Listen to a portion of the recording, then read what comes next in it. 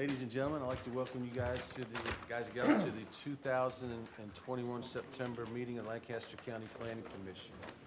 Commission members, thank you for coming. We've got enough for a quorum tonight. Should have got my paperwork in order.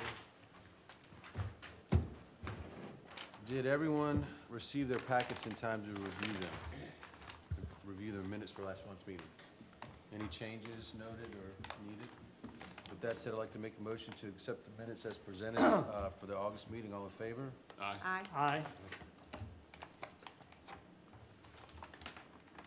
Okay, public presentations, we have none tonight, and we do have public hearing items. And Brian, I'll go right down in order that you have them on there, if that's okay with you. Yeah, that's fine, if you're okay with that. Yep.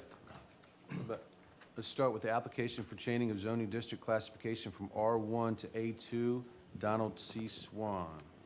Thank you, Mr. Chairman. This request is, as you stated, a rezoning request from R1 to A2. It does involve two parcels. We generally allow that. There is a limit, but two is certainly allowable to be rezoned at once, especially since they are contiguous to each other. These parcels are currently used as row crop farming, and the applicant requests to essentially downzone to A2. One thing I do want to point out, there was a discrepancy noted in the acreage on the GIS file. And as you see in the file I gave you, there's a new survey for both of these parcels. Previously, these parcels were kind of what's called meets and bounds. They were indeed descriptions, and sometimes with parcels like that, the proper acreage is not known until they're surveyed with modern equipment. So that explained. The acreage I advertised is based on Timmons Group's surveys, not on what we have as taxable. So I just wanted to clear that up. I also provided for you in this request documentation that, and of course you saw it on Timmons Group's survey, the purpose for Timmons Group surveying this land was because it's part of the bigger proposed Waller solar project by Open Road Renewables. I put that in there in your packet just as a matter of information. I don't want to, I did not want to be seen as trying to hide that fact, but I also think that it should not necessarily skew the way the commission looks at the rezoning per se. We're not here during this hearing to necessarily hear the Waller solar project, but I think it was important for you to know what's going on. That way it's in full disclosure. So with that said, I'll turn it over to you guys and allow the representatives for the property owner are here, so they are available for questions from you, and I've discussed this with them earlier, so thank you. Thank you, Mr. Barnes. Duly noted that this is not a hearing on the solar facility per se. This is simply a zoning request, and in this case, it's a downzoning request for both parcels. Is that correct? Correct, yes, sir. Does anyone else have anything for Mr. Barnes before we bring up the owner or representative? Where is it on this map?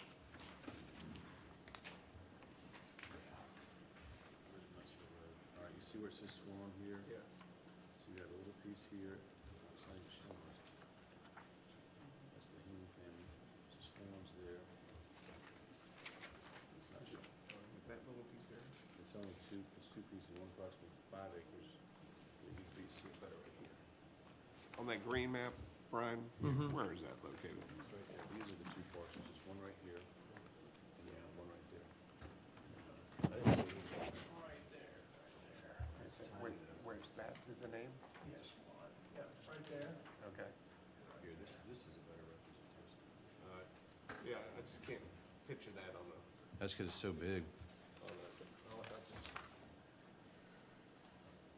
You thank got you, it. I got it, thank you. I got it. Anything else for Mr. Barnes? No, sir, no. You guys got anything? Who's representing the applicant tonight? Jeb Amos is here. I'm doing great. How are you doing? You want to just come up, Mr. Amos, and just state your name and for the record, just kind of explain a little bit about what you guys are trying to do? Okay, my name is Jeb Amos. I am the nephew, Donald Swan is my uncle. This farm has been in our property for ages. I mean, my grandfather bought it. I'm not even exactly sure the date, but we farmed it ever since I've been a kid. And right now, we just found out that recently that it was actually zoned R1 and wanted to get it changed to A2. We want to do that regardless of the solar. We don't know if the solar is going to come to fruition or not, but we have been approached by them and talked to. I know a lot of people in the community are interested, but regardless, either way, we just wanted to get it zoned A2. That's what we're using the land for, is for farming. Yeah, surprised it was zoned R1. Right. I mean, for tax purposes, it's going to benefit us more too, just to have it A2.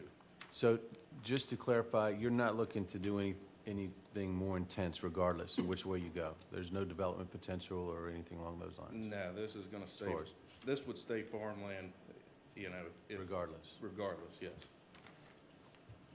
No intent to sell it or anything like that either. It would stay in the family. Well, like you say, it's actually getting less valuable from the market standpoint, Right. and hopefully from the tax standpoint. You guys have anything? Mr. Hayes? It's always been used as a farm. Always, yeah. There's never been, I mean, it's never been residential there. And I didn't even know that it was 3 parcels, honestly, until we started getting into it and I went on Lancaster's GIS map and I was like, wow, they've actually got it in 3 different places. And then my mom said, yeah, I do. I get 3 different tax bills for Nutsville, so. Sorry, you have any questions? No, sir. Thank you, Mr. Amos. Okay, at this time, I'd like to open up the public hearing. Glenn, are we live? Do we have anybody I can't see that's on there online right now? There- Okay. All right.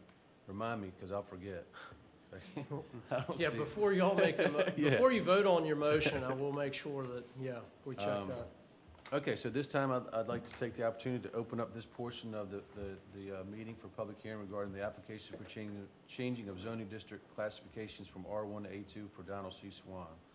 And if anyone would like to come up, please state your name and your district, please.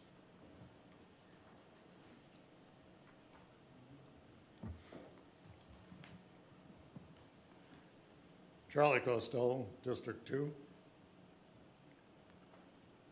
I've looked at rezonings. You know my feelings generally about rezonings. This was R1. It's been R1 for a long time. All the land, when they did the zoning, and that strip was made R1. And they had somebody put out for the 6-47, I'm talking about 13-160, but 6-47 was broken out also. For what purpose, I don't know, but it's just a parallelogram, equal sides, and all the rest. My concern has to do with 13-160.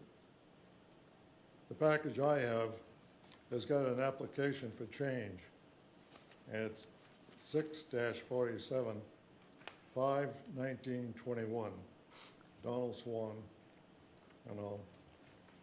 Property will be used as farmland as it is now.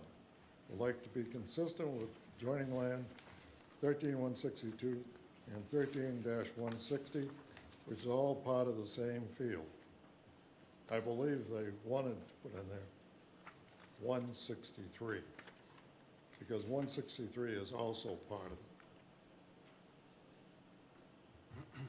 Why would you not? But it was to be farmland. That being said, a lease was signed by Donald Swan before a notary public 20 November 2020 to lease it for solar. And it had 6-47, 13-162, 13-163. So 6 months later, we're asking it to be rezoned for farmland, and it's already being leased for solar.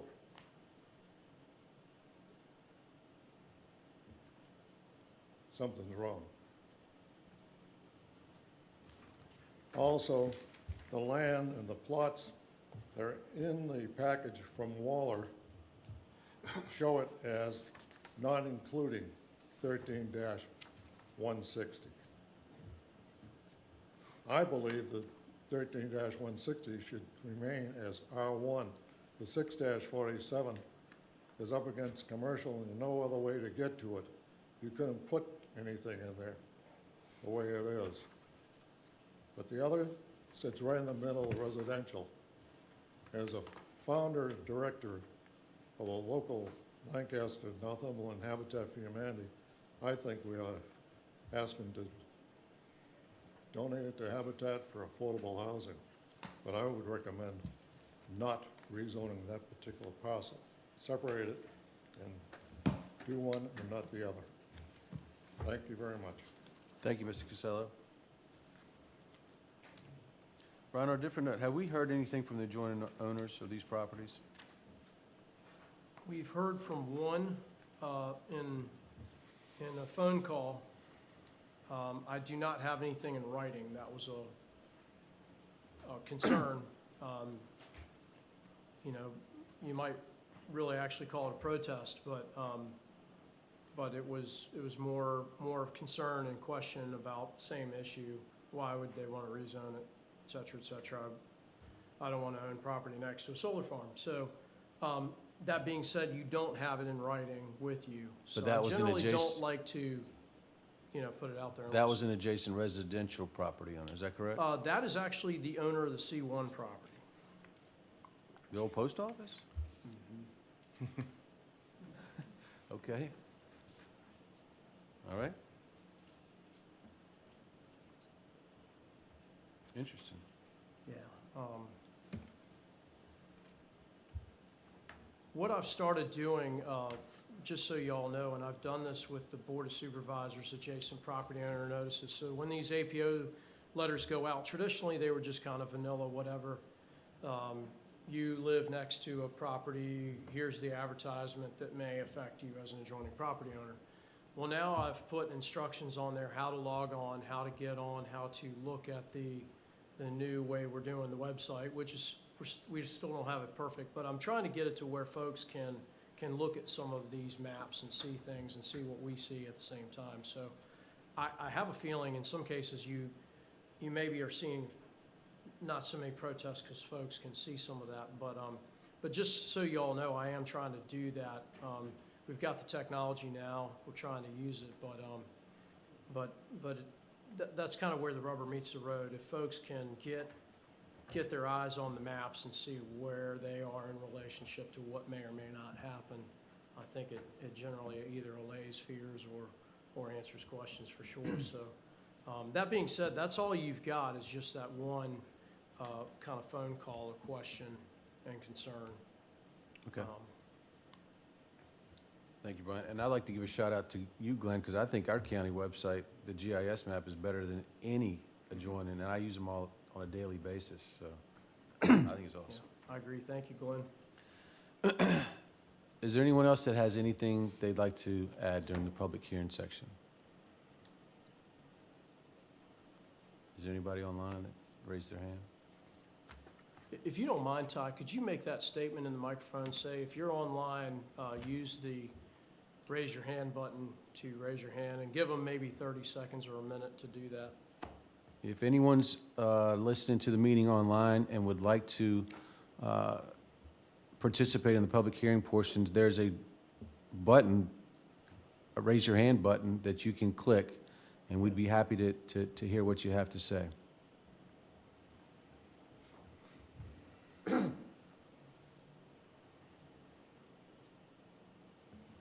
All right, this time I'll close the public hearing portion for the application change of zoning for Mr. Swan. What do you guys think? My question, and maybe there are some neighbors here that can answer this, is the public, are the residential neighbors of this proposal, the plot that Charlie's talking about, are they generally aware that there is a potential that this might end up as part of a solar farm? Yes, yes, they are. I mean, most right there along Granite Road are large tracts of farmland. Ricky Haney's got. Jeff, if you don't mind, could you come back to the, I'm sorry. We can hear you, but nobody online. Okay, I'm sorry. Recording Yes, can't hear you. yeah, they're aware. And I'd already been to one Board of Supervisors meeting when they voted on the solar ordinance and everything. So there was, I mean, we've been around and talked to the neighbors. Now, the neighbor in question that Brian was referring to that did call him, did not meet with her, but we met with her brother, Mr. Bush, out there, and we walked the property lines because we were asking him, he was curious himself where exactly they were. And it turns out we're farming part of it over to the left side that is on his property, but if he would have to cut the grass and everything else there, and no one's living in the old post office. Someone was living there, but there's since been a fire. They accidentally put diesel fuel, I think, in their kerosene tank and blew it out. So there is no one living there in the post office right now. The next neighbor right down the road, her name is Rita Boyd. We met her out there, talked with her, same thing. She didn't have any concerns. She was more, she did say, she's like, y'all aren't gonna have corn here anymore? Like, no, we're not saying that. You never know what's gonna happen with these things, but she was actually curious where the property lines were too, and was interested in working with us. And since we had Timmons come out there, she was able to pinpoint exactly where her land was. So, yeah, the neighbors right there, you're talking about, literally, that's the only two, like, direct right there. The rest of it is, there's a buffer of woods, and then you get down to what's Acorn Lane. So it's pretty isolated. Mr. Amos, quick question. Mr. Costello brought up an interesting point. The little piece that's in question, that zone residential, I couldn't see it because I didn't have my glasses on, but it says not to be included in the overall solar site. So that really, I mean, is it imperative? I mean, you're still going to be able to farm it. That's just the two pieces, excuse me, the one that's on Nutsville Road, actually, that abuts it, not the one behind the old post office. Okay, that one. Because I kind See, of, that was the one that was, I think the acreage was originally. yeah, you're only talking, incorrect. I think, yeah, so you're only talking 3 plus or minus acre. I mean, that's. Right, that's not, I mean, we'd like to include it because as far as farming goes, Well, you'll still be able to farm it for sure. But I mean, it's, right, but I'm saying it's almost that small of acreage, like getting equipment in there and making it worthwhile. We would want to farm it, but we want to get it, yeah, we want to get it A2 along with the rest of the field. I mean, that's the way that it's always been. I think we're here to hear about this rezoning from R1 to A2 that they've used for 100 years. I think the rezoning or the solar farm down the road, I think people can, at that point, come and, have a discussion. state that during this, that this piece Yeah. can not be We can't, developed. we don't know what's gonna happen, even if Yeah, there's a sign I think lease. that's fair. So, I'm in favor for the rezoning. I kind of had the same heartburn Charlie did, but I think that the board with a special exception can look at that, now that we've noted it. I mean, you ought to be dealing with. It at least gets you your zoning, and probably wouldn't allow you to put any solar panels on it. Yeah, you ought to read. But you're right, well, we're here just to look at the zoning request, which I deem is more than reasonable, quite frankly. I agree, that's exactly what I was thinking, exactly what Tom said. that, Dave? In the past, we would have done it in a heartbeat, so why are we second guessing now? Just go ahead and do it. Thank you. All right, thank you, Mr. Amos. I appreciate it. Thank you. On that note, I will say, and Mr. Lee's aware of this, I believe, this rezoning would have to happen before any of that anyway. So that'll be known by the board will make that decision on the rezoning, and then whatever else is decided Well, comes later. What I'm looking at is even though they get rezoned, tax parcels are still gonna remain independent, so the Correct. board will have the flexibility to allow or not allow on certain parcels, so, but like I said, we're just here to look at the zoning. So, that said, can we have a motion, please? I'll make a motion that we approve the request as presented, to allow the zoning from R1 to A2. On the two what are the tax maps parcels again? There are, I'm sorry. 6-47 and 13-160. okay, so we've got a motion to, with favorable recommendation for the zoning change on parcels 13-160 and 647 from R1 to A2 respectively. All in favor? Aye. Aye. Aye. Okay. Thank you, guys. Thank you, Mr. Amos. Thank you, Charlie. Mr. Costello. Okay. Our second public hearing item is the determination of substantial conformance with, excuse me, the comprehensive plan, heirs of B.H.B. Hubbard, care of Dynamic Energy Solutions, LLC. Mr. Barnes. Okay, yes, thank you, Mr. Chairman. This is a 2232 review for a small utility-scale solar facility. And I have asked several of these applicants for their patience with me. I'll just speak for myself because I've never done this before. You guys have done this once before, and I provided you just a refresher on that, which y'all did with the Rappahannock Solar on Akron Road back in actually 2018. Wow. Doesn't seem that long ago, but Goes by fast. but this is the first time that we are doing a 2232 review with an active utility-scale solar ordinance. So I wanted to make sure that we did it right and that we took our time and we, dotted our i's and crossed our t's. So that being said, what I envisioned would occur would be that the applicant for this project is zoomed in virtually. I just checked over Glenn's shoulder a minute ago. They are not able to be here in person tonight, but you do have somebody you can talk to online. The other project, they are actually physically present. So talk to the applicant, get them to present to you what they wish to present, and then perhaps have the public hearing, close the public hearing, and then discuss it amongst yourselves. And like I highlighted in your memo, the code asks you to look at three things, basically, for a 2232 review.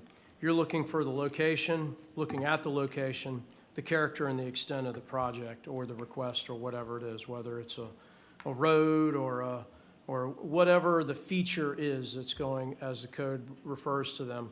Of course, you guys have a copy of subsection H. That's a fairly new subsection that has been added that kind of clarifies that with regards to certain solar facilities get 2232 reviews and some do not. And that's been a bit confusing, but nonetheless, we're doing the best we can with that. So with that said, I'll entertain any questions from you all on the office side of this, as far as staff review or what have you. As you can see, this project is going on M1 property. This is going to be located immediately behind the existing Rappahannock Solar. I went out there the other day. I had to do a final kind of erosion sediment control inspection for that site anyway, so I met with the contractor, and we looked at his site, and then we looked at this site.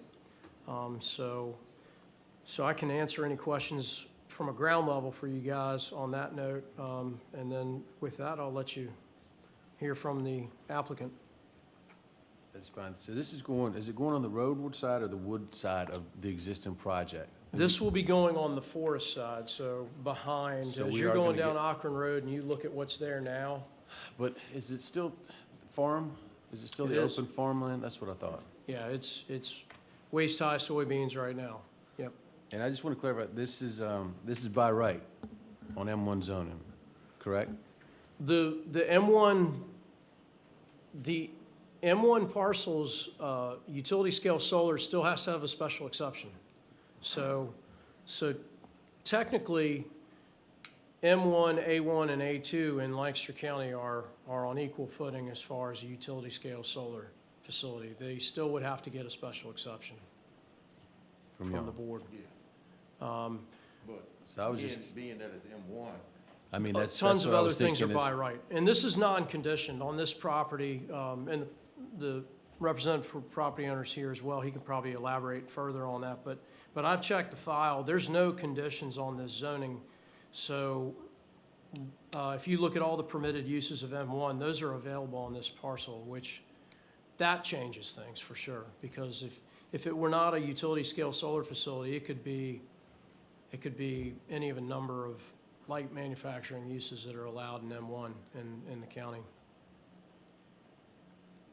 So what you're looking for from us is just to see if it's following the comprehensive plan as far as we're concerned. This is the interesting thing. So, we're I not just wanted here. to clarify to see Just what like we're I just supposed to said, do. we're not here on both of these projects. We are not here to adjudicate the request for special exception.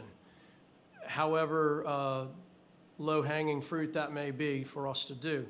The Planning Commission, you guys are the advisory board to the Board of Supervisors.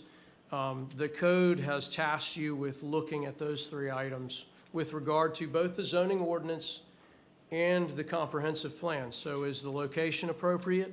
Is the character appropriate? And is the extent of the project appropriate? And The in, project has been approved already? no, the project, this is the One first has, step. So, one has, so, one has. so some of these utility scale solar facilities that are under 5 megawatts are still going to have to come to you all for this process, for a 2232 review. Those larger are required to present a siting agreement directly to the Board of Supervisors, where the Board of Supervisors may. Now, some boards, the code, the way that Jim Cornwell and I interpret it, could say even with a siting agreement, they still could make the Planning Commission review it for them. But generally, it means that you get to skip that step and go on directly to board consideration. In this case, the code has still tasked you all with looking at these facilities and giving the board a recommendation. So your motion might say something like, we find that this project is in substantial conformance with the comprehensive plan and the Land Development Code of Lancaster County, and make such recommendation to the Board of Supervisors or something to that effect. And I think in what I showed you in the minutes from 2018, we actually had to do that twice, because the attorney for the project wanted you guys to go back and restate the motion if you could, to make sure it was exactly consistent. Remember that. We know that now, we'll do that tonight, but I think, you know, and I will say, Tom, at this point, you know, I think every meeting I seem to criticize the legislature of this state, but I'll do it here now. You're on record. They put, that's fine, they put these things in here, but then when you, the definitions for location, character, and extent are not in the code. So you know, we did some talking in staff, and we dug around and dug out Black's Law and some other things to come up with what we think those are. So if to you extent means something different, maybe that's in play. But I gave you what I think the definitions, the guiding definitions for location, character, and extent in this case for this use, if you will, this 2232 review. But that's certainly up to y'all's interpretation. But I think now we're not looking for whether or not the solar facility should be approved. You're looking to recommend to the board whether it's in the appropriate place, it's the appropriate use, and it's the appropriate extent. Another simile for that might be intensity. So if this were a different kind, like a racetrack, you know, that's a pretty intense use. Maybe that doesn't meet the comp plan because it's a quiet area of the county, and the extent of that request is inappropriate. But in this case, extent might mean the intensity on the land of the facility.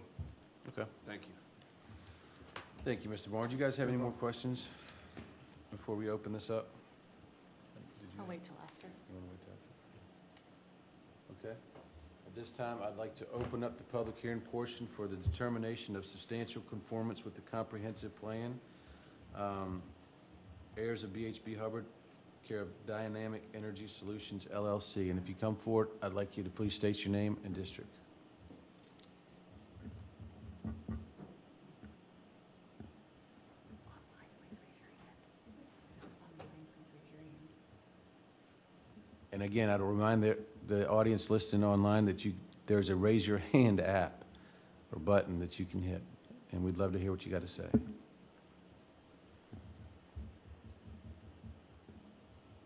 Jeb, do you want to say anything regarding this one?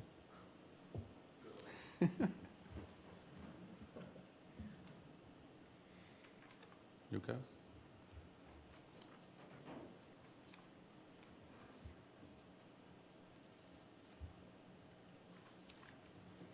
Do you have the package that I have on this? You have? Charlie. Okay, I've got all of them, I believe. I gave Charlie you some- Costello, District 2. Going through the package that was put together, about a third of the way through, there's a caption that says, Whitestone. If you go back, it's a concept plan. And I'll refer to the public announcement that this is tax map 34-373, located off VSH 646 Auckland Road. The package that you have, Whitestone, which is from the applicant,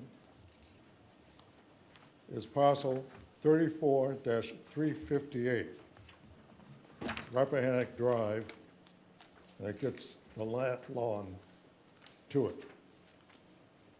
And it shows it there, and several pages back, there's another one that shows it, and it shows the lines going out to the Rappahannock Drive, which I always thought was Maryball Road, as far as we know, Route 3. And it goes right through where the wetlands are in that area. It carries, this is, well, I guess, probably about half dozen pages after that. What I'm looking at looks like this.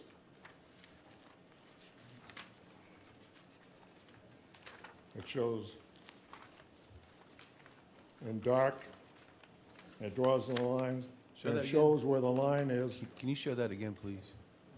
They're two real, it's the next page. Next page. It's right after. No, mine Here is, you go. I'm missing a page. Okay, thank you. All right, good. Thank you. I was missing this page. As I look at it, this says 34-373. This is 34, and you see the way it's drawn, and it fits exactly with what is on Thank you. this, Thank you. right here. That might account for that angle there. And if you look at the GIS, Right. it shows it as Keep it off. I think town zoning. I didn't realize town did the zoning, but it has it for that, and it has the other property, which is right along what's called Rappahannock Drive. My question is, where are we? Which parcels are we dealing with? The applicant, who's working on it, says one thing, and this says another parcel. Now, the parcel that they had before, 34-373, is where the Rappahannock Solar is. This would have me believe that it's a different parcel, and you can say it's something different. But I'm reading it, and I don't know which it is. I think it needs to be straightened out. Thank you very much. Good point. Thank you, Mr. Costello. This town parcel, we got no jurisdiction. That's right. Yeah. Will, do you know I anything? don't believe it's the town parcel. You know, but I did, again, I complimented you, but the GIS is not always 100% correct, so I don't mean that going back on, as a jab on going back. Mr. Hubbard. Good evening. Will Hubbard, District 3, here on behalf of the heirs of BHB Hubbard Jr. First, I want to echo Mr. Brent's sentiments there. The Lancaster GIS system is a great resource. I use that all the time. It's like the first stop before I get into any research for property issues around here. Likewise.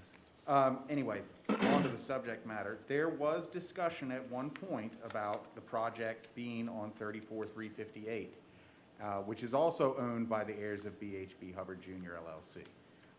And this precise issue is what we discussed, that it would implicate some town zoning issues. As such, in working with Dynamic Energy, the intention is, and I believe the actual, the layout on the pictures show that the project would be on 34-373. And I think that angling in the project actually accounts for that property line. Now, I can't speak to Dynamic Energy's preparation of the actual document. Perhaps it was an oversight leaving the reference of 34-358. But I can tell you that was discussed previously. So that's all I can assume as to that. But the intention is for the project to be on 34-373. And the intention is also to utilize the existing access road. That's what we're shooting for, the existing access road that's serving the current project, to minimize the impact on the parcel itself. So, Well, do you know if that parcel is, I'm sorry, Tart, if that parcel is in fact town zoning? the 34-358, yes, sir. It Yes, is sir. town It's my zone. understanding it is, yes. And everything going along Route 3 there is town zoning as well? I No, thought that, I no. thought that was all No. M1. No, I thought it was all M1 there too. it is in one. I thought everything along Route 3 was, but is that It's wrong? marked as town zoning now. I can't speak to that. I can speak to 34-358. Yeah, I've checked that. We went back and forth a little bit on that last year, and that shaded area, even though it's in the unincorporated county, that parcel 34-371 you see there, yeah, we do have that zoned as town zoning. Okay. Now, one question that raises, to be fair, is what would the setbacks be from town zoning? So that's something that would have to be answered. So, well, This project is going on 373. Correct, yeah. Correct. Okay, so that's our purview. Yes, sir. Where are the distribution lines going to? Are you going to the Parkland side or on the Rappahannock Drive? I don't have an answer for that. Because it shows it going to Rappahannock Drive, across the wetlands and all the rest of it out there. And you're, I think the package needs to be looked at before you come back and start working on these things. You get it in the right thing. And if Dynamic is on there, they ought to be taking a look at it and come back with your drawings, so you know what you've got. I actually had a question about that too on this same picture, that it does look like there's, something is gonna go through, I don't know that I would call it wetlands, I think there's like a little creek or something, a big ditch, and then all the wooded area there. And I pass it every single day, so I'm Right. pretty familiar with it. And I would hope that it was gonna stay on the Akron Road side, because that's been really not invasive. And I Sure. can say, I drive by it at least twice a day, 7 days a week. It's been very well done, not an issue with traffic, not an issue with viewing from Route 3. And this is gonna be in that piece behind it, and is the idea that those trees will Correct. resume standing? Okay, Yep. thank you. And just knowing the hunting habits of my father, I would imagine he wants minimal wetland impact there, because I know he does a little hunting there, so. Thank you. That's all I had. Thank you, Mr. Thank you. Herbert. Yep. We have a hand raised. We have 2 hand raises. Fantastic. Do we have a name? Yeah, he's, yep. Can he hear us?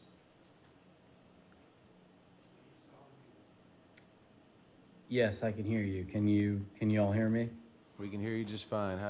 You're live in the meeting, Mr. Sheehan. Do you have any answers to the questions? All right. That were brought up? Were you able to Yes, follow? Yes, yeah. Well, thank you very much, everybody, for having me. I apologize I'm not here in person. I admittedly I got married last Sunday, or this past Sunday, so I'm actually on my honeymoon. So thank you all for allowing me to be here virtually, because I am in Maine as we speak, so thank you. Congratulations, you're getting your marriage off to a but- pretty bad start, though. I'm afraid. I know. I'll toss that one on to Brian Barnes. No, I'm just kidding, Brian, thank you. But no, happy to be here. And thank you all for taking the time to do the due diligence on this project. So just to clarify a couple points, I think one of the first points that brought up, audio was a little spotty, so I may have missed a few things, but I think one of the points that brought up was about the wetland issue and coming across the parcel over to Route 3, which is Rappahannock Road. So this is actually an updated site plan. Initially, we were, if you're looking at the current site plan in your packet, initially we were looking at interconnecting across to Rappahannock Drive, excuse me, not Rappahannock Road, Rappahannock Drive. Probably about midway down the current, proposed layout of the solar array. And upon a visit with the landowner, Lloyd Hubbard, we kind of, I went down with him, we got in his truck, we drove around the whole parcel there, the property and the layout. And if you look up at the kind of upper limit of the blue line that wraps around the solar array, so coming across right through there, there's an old access road, or there's an old, farm road, if you will, that cuts through the woods. It's about, I would say, 15 feet wide. There were no, if you go further south on the property, it gets pretty marshy. There was standing water while we were there. So, at the recommendation of the landowner, we altered our point of interconnection to come through kind of an existing road that went through that wooded area. So again, just to kind of nail that point home is that we did try and make a more beneficial change to where our interconnection was going through, so that we were not disturbing the wetlands.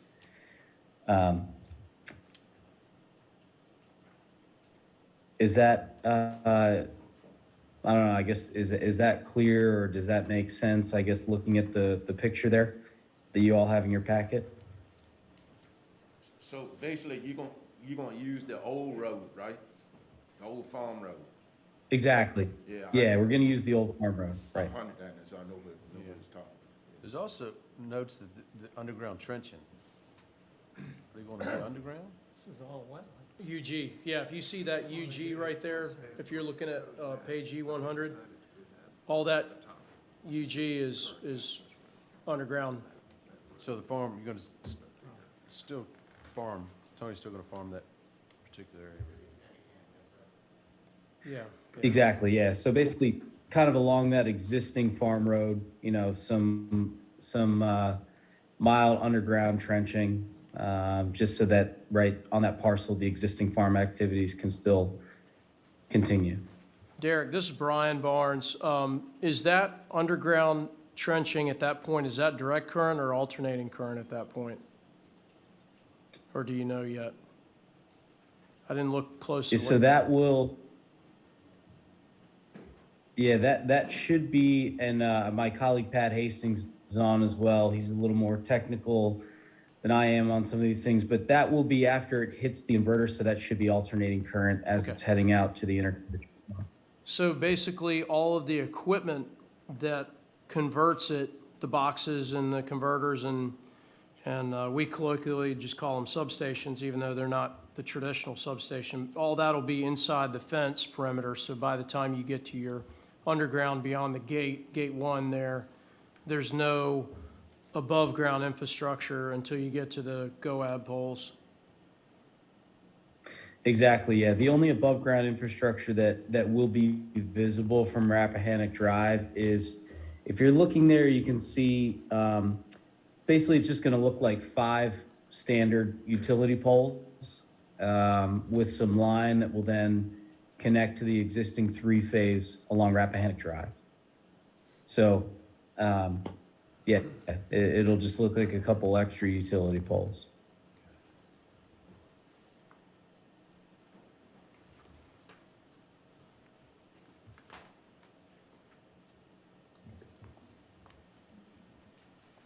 I guess one quick question is, and I'm not sure if you were able to hear the initial part of the conversation that Mr. Costello brought out, but are you confident that the substation or the actual project itself is only going to be located on parcel 34-373? Yes, it will be on parcel 34-373. I think, and I apologize for if there was a typo or any sort of miscommunication there. Kind of initially, we had looked at kind of further south on the parcel, but then we did realize, as to, the conversation that y'all had, was that the kind of lower stretches of that parcel were in the town jurisdiction, so we thought it best to keep the, just I guess to keep it simple, was to move the, or keep the array within, just the county jurisdiction. So, but yes, it is just within the bounds of, meets and bounds of 34-373. And if there is any overlap, it could be, right, maybe the GIS is slightly off on our end, but.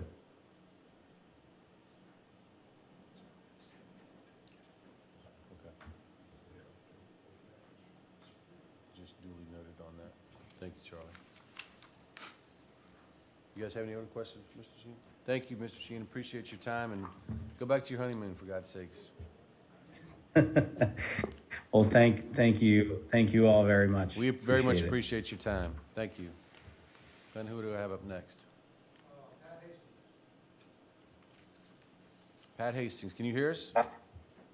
I can. Thank you, everybody. I just wanted to add to that. I'm a colleague of Derek's with Dynamic Energy, and I just wanted to add, I concur with everything Derek said. The one thing I do want to add is we have had a wetland delineation done by Timmons Group. So that wetland delineation that you're seeing, it's real, it's accurate. It's kind of not a guess. So kind of in preparation for hopefully next steps as we move forward. Just wanted to kind of point that out. That was my only comment.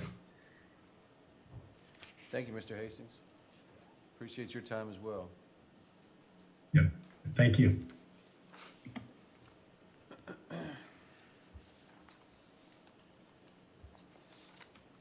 Anybody else have anything they'd like to add before I close the public hearing portion? We have another? Yes, sir. Who do we have? Mike. Mike online. Can you hear us? Yeah, this is actually Sheila Kearns, District 1. If the parcel number is inaccurate in the proposal from the developer, shouldn't that be corrected before it's voted on? Well, just for the record, we're not voting on a solar ordinance by any stretch of the imagination. We're just listening to what their proposal is, and if we deem it, if it in fact is on the M1 zone parcel under county jurisdiction, if it's deemed reasonable. So just don't get confused on that. Was the proposal inaccurate, indicating, I think parcel 358 rather than 373? If it's not accurate in the proposal, shouldn't that be corrected before it's approved to be in compliance? Well, again, I'm not sure where you picked up, but we have no jurisdiction over the town parcel. So if there is a conflict, it has nothing to do, what we're recommending is only on the M1 zoning. And the applicant has assured us that it's all on tax map 34-373 exclusively. So again, Right. that's the only parcel we're I'm concerned sorry. with. But. Okay, I'm sorry, I understood that in writing, it was a different parcel number that was indicated in the proposal, No, ma'am. in writing.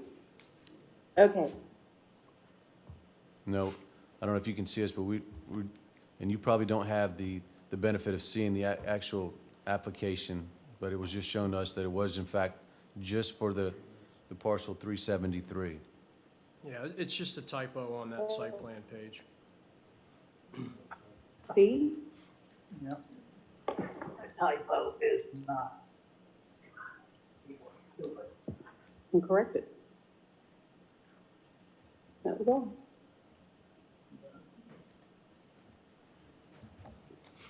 Is she still with us? Not sure. Oh,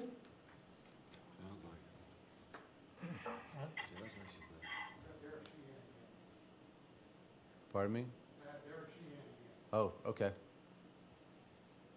Mr. Sheehan, you're back. Can you hear us? Yes, I can hear you. Can you all hear me? Very well, thanks.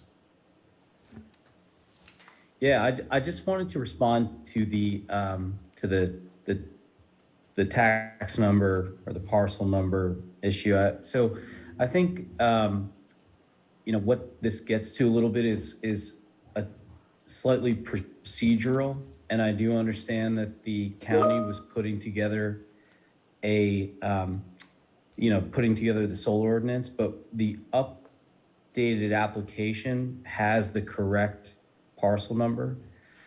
And I think additionally, when we submitted the application originally, I believe this was several months ago, we, had submitted that application, and then, the county had put into motion putting together the solar ordinance, which was adopted July 1st. And so, I think that might be causing a little bit of that, I guess the gap or the misunderstanding, but, the application number, or that the tax number should be correct on the new application, which will, proceeding tonight, and moving on to the Board of Supervisors would, have that correct parcel ID number. Brian concurred. Yes. Yeah, what I gave you guys was the whole file, so you do just because some of those drawings from that older thing that do have the typo on it, but I wanted you to see it because it's got the aerial work on it. The application does have the correct number on it. Okay, thank you. Yes, we'll duly note if we make a recommendation or not tonight, specifically for that tax map parcel. That's all we can do anyway. And then we'll, as it said, not up to you. Thank you, Mr. Sheehan. Glenn, anybody else?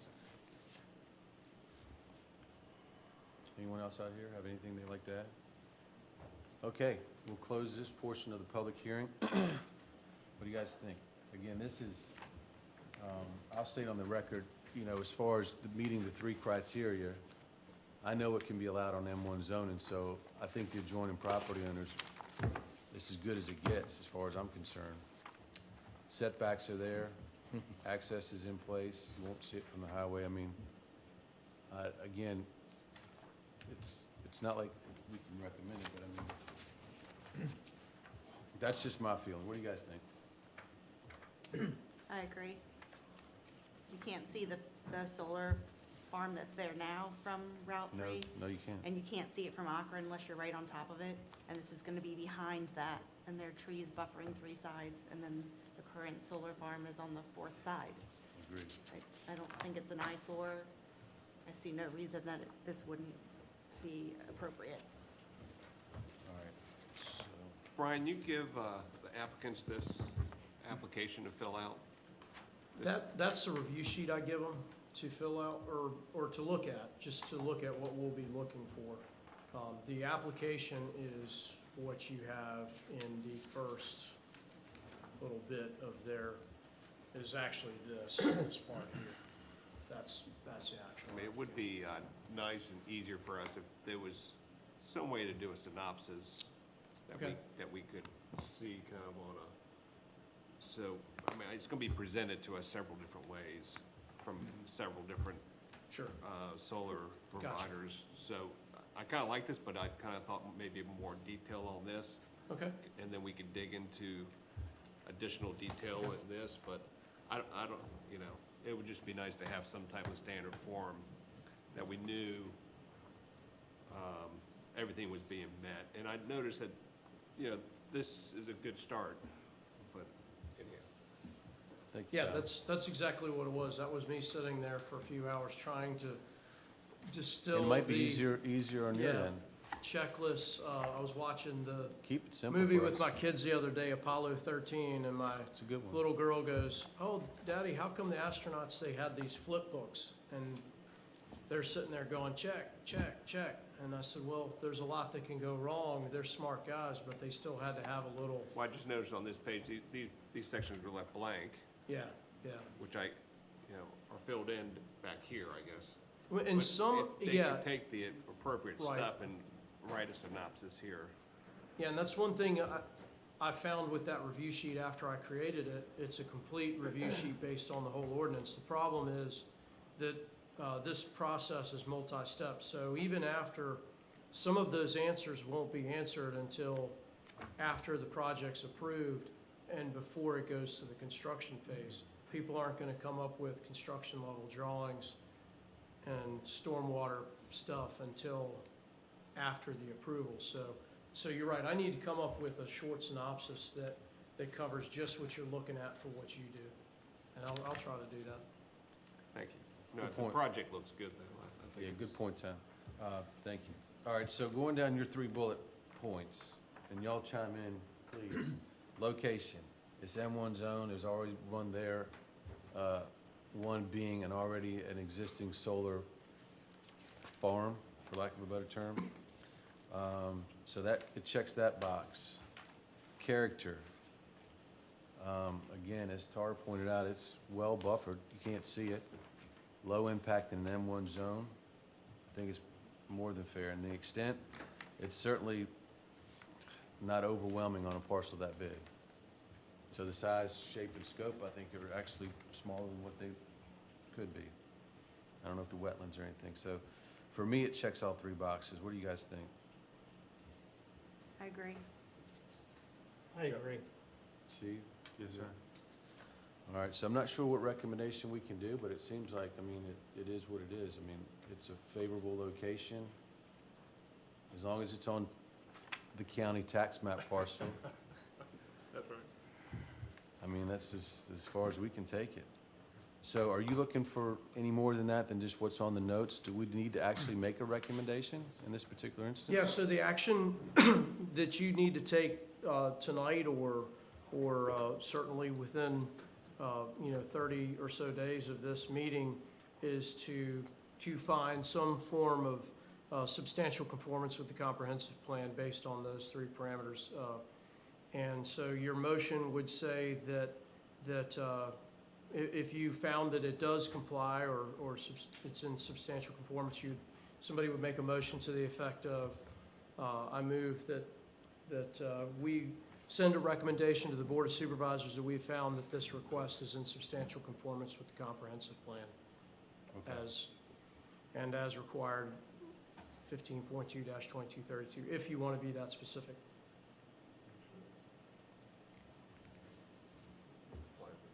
Thank you. He said that off pretty fast. I don't see any reason to keep this on our plate anymore. Do you guys? Yes, sir. Did you write all that down, or you want me to do it? Did I you can get it? try. Go for it. Here's the, I move that that's the numbers. that we send a motion to the Board of Supervisors that this request meets substantial conformance to the comprehensive plan In compliance with, in compliance with 15.2-2232. okay. Thank you, Tara. We've got a motion for a recommendation to forward to the board. All in favor? Aye. Aye. Do we need to mention the parcel number? Good point. That's just for the record. For parcel, we'll amend the motion. Yep, for parcel 34-373. Thanks, Dave. Okay, we've got a motion on on the floor to approve forward a portion of tax map 34,373 for substantial conformance with in compliance with 15-2232. All in favor? Aye. Aye. Thank you, Tara. That was a mouthful. Thank you, Brian. Thank you. Thank you, guys. All right, now we know what we're doing. We do? Are you ready to do it again? Perfect. Mr. James, you don't have to sit around if you don't want to. I saw you a little antsy over there, but you're more than welcome to. Yeah, I'm stepping out now. All the stuff I do in here. That's perfect. Thank you. Thank you, guys. Okay, public hearing item number 3, determination of substantial conformance, there we go again, with comprehensive plan. My glasses on.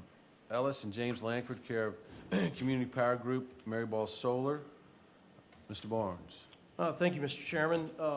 This request is similar to the last one. This is a public hearing for the purposes of a 2232 review to find substantial conformance with the comprehensive plan for the project referenced, which is a 25-acre solar facility located off Route 3, tax map number 16-39 in District 2.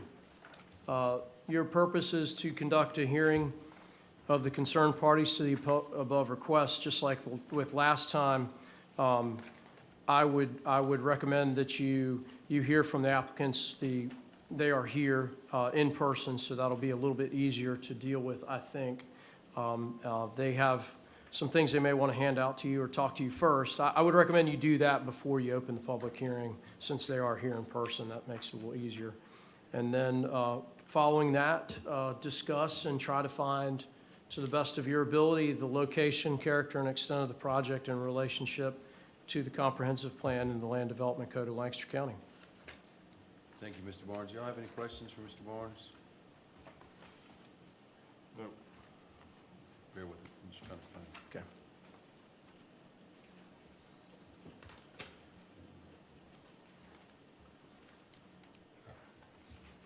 Okay. Sorry, I was trying to find something there. It was noted we've got 2 representatives from the applicant. If you guys would mind stepping forward and stating your name for the record, please. My name is Michael Borkowski with Community Power Group. Just have one quick thing to hand out to y'all. I don't know if you've seen this yet or not. Thank you. Just want to make sure you have it. Kind of gives you a little bit more detail on the overview of the site. Thank you, Mike. Thank you.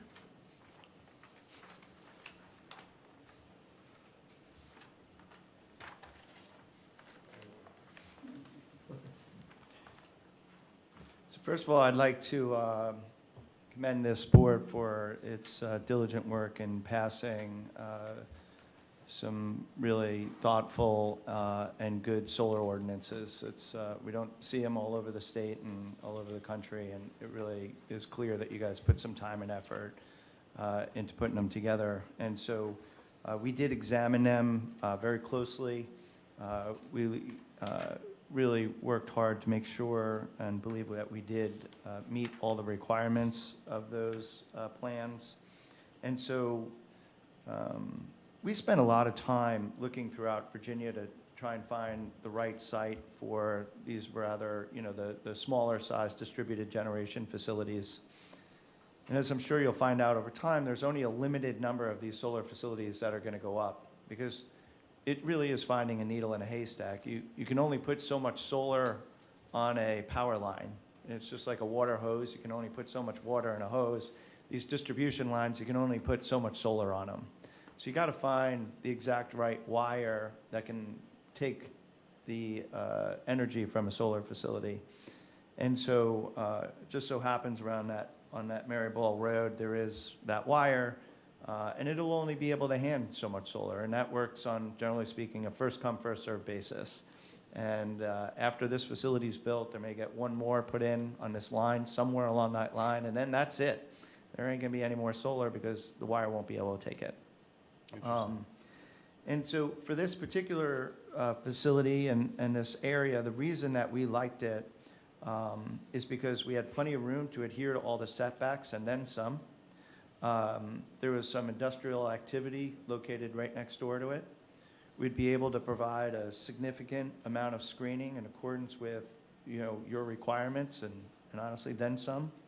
And also the slope of the field itself. It is southerly sloping, which works really well for solar facilities because you get a little bit more in line with the sun, and the more direct hit that you get, the better energy it produces. This particular field has the added benefit that it is sloping southerly away from the road. If it were sloping northerly from the road, the screening doesn't have as much of an impact because if this were the road and the hill is going this way, whatever screening you put right here ain't gonna do too much back here, right? But because it's gonna be sloping down away from the road, kind of like this, you put the screening right here, you get a lot more coverage out of it. So in addition to the fact that we have these setbacks and then some that meet at a minimum your requirement, although a good percentage is a fair bit more. And then you have that screening on top of it, it being surrounded by trees. This facility really will blend itself nicely into the background. And so this is a single access tracker system, which means there's two types of facilities, a fixed tilt system and a single access tracker.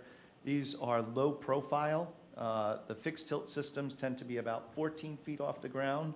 These single access trackers are more along the 7 to 8 foot because there's just one panel that slowly moves throughout the course of the day and follows the sun. Most of the panels going in these days are that way. The poles get pounded into the ground. They don't have cement footers, which makes the decommissioning component of these much better because what'll happen is at the end of the term, basically lift the panels off. The panels at the end of even 35 years still have a 75% efficiency, so they're still producing good electric even at that date. And so you can certainly extend the lease beyond that, but if you don't, there's real value attached to that because you can sell them for virtually nothing, and yet they're still producing electric. And then you pull off the racking, which can get recycled, that metal. And then the steel poles that are in the ground, you drill a hole right in the top of them, and a little truck comes by and just hooks on it and pulls it straight up. And those get thrown into the back of a truck and can get recycled as well. My point of that is saying that after this 35, 40 years, you guys are requiring decommissioning, which was very smart of you to do that, and we'll adhere to that.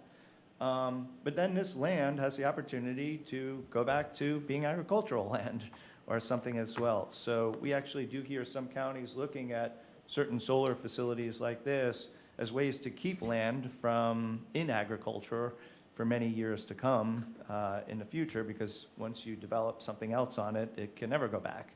Solar facilities actually can go back to agricultural purposes. There's very little trenching except for right around the transformer pad and some poles that get the electric back up onto the grid. And so outside of that, it's pretty benign, as I'm sure you know. You've had a couple of these in front of you already.